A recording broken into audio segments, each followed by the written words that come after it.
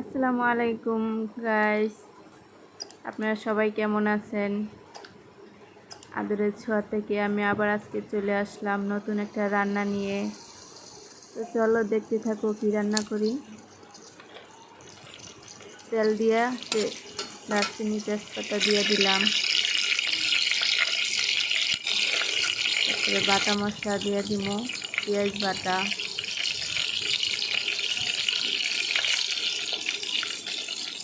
আজকে রান্নায় সব মশলা বাটা হবে।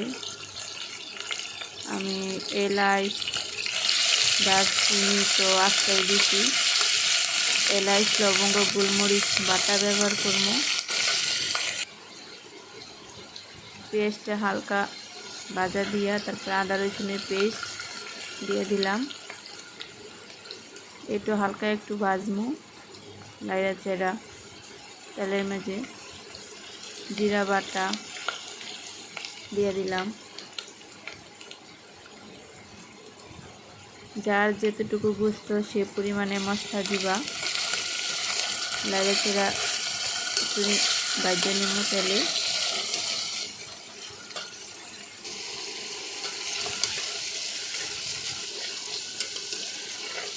যদি আমার রান্নাটা ভালো লাগে তোমাদের কাছে তাহলে একটা লাইক সাবস্ক্রাইব করো। এখানে শুকনো মরিচ আমি বাইটা নিছি, শুকনো মরিচ বাটা দিয়ে দিলাম পরিমাণ মতো।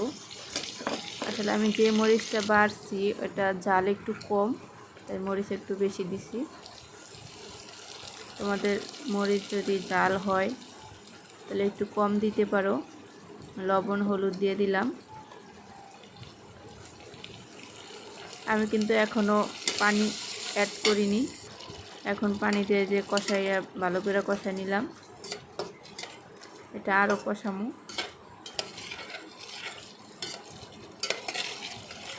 দেখো মশলাটা কত সুন্দর লাগতেছে, বাটা মশলার তরকারি। এই গুস্ত দিয়ে দিলাম, গরুর গুস্ত।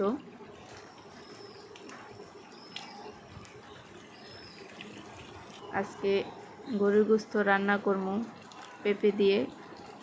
পেঁপে দিয়ে গরুর গুস্ত আমার কাছে অনেক ভালো লাগে। আসলে গরুর গুস্ত রান্না করলে আমার আলু তো দিতেই হয়, খাওয়ার সময় আলু না থাকলে পাতে আমার ভালোই লাগে না।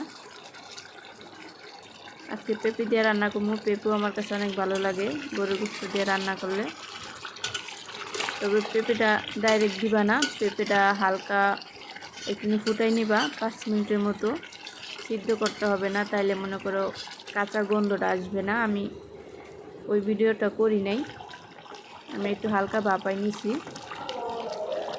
আমি হালকা ভাপাইয়া তারপরে গোস্ত কষানোর সময় দিয়ে দিছি। দেখো কতটা সুন্দর লাগতেছে। আমার রান্না হয়ে গেছে, জিরার গুঁড়া দিয়ে দিলাম। জিরার গুঁড়া দিয়ে আর একটু ঝাল করে তারপরে নামাই নেব। তোমাদের যদি আমার রান্নাটা ভালো লাগে অবশ্যই একটা লাইক সাবস্ক্রাইব করো। তোমরা সবাই ভালো থেকো। আশা করি আমার ভিডিও তোমাদের কাছে ভালো লাগবে।